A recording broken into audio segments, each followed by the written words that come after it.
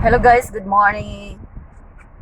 Ayan, nandito ako ngayon guys sa loob ng sasakyan dahil nga ay araw ngayon ng pamamalingke. So, ayan, mainit ang panahon ngayon dito guys. Ayan, ang labas. Ayan, napakainit.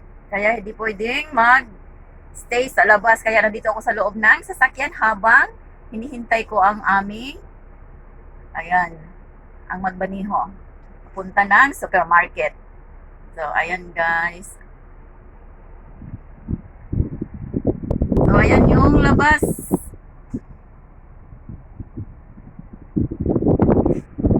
So, ayan, nakahanda na yung sa likuran ng sasakyan para dyan ilagay lumaya ang aming mga pinamimili. So, mamaya guys, ayan, bakante pa yan. So, ayan.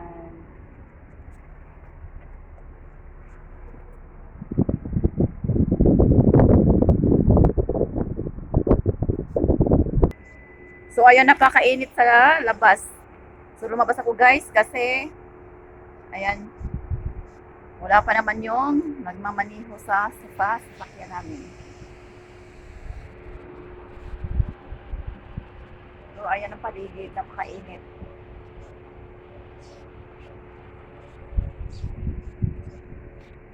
Ayan.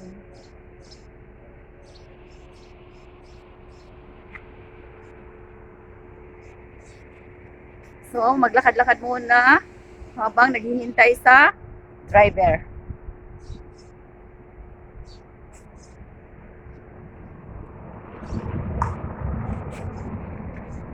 Ayan. Kasi guys, kailangan mamili tuwing weekend para merong gagamitin sa loob ng kusina sa pagluluto. Ayan.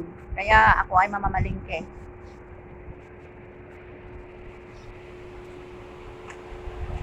So, maglakad-lakad muna.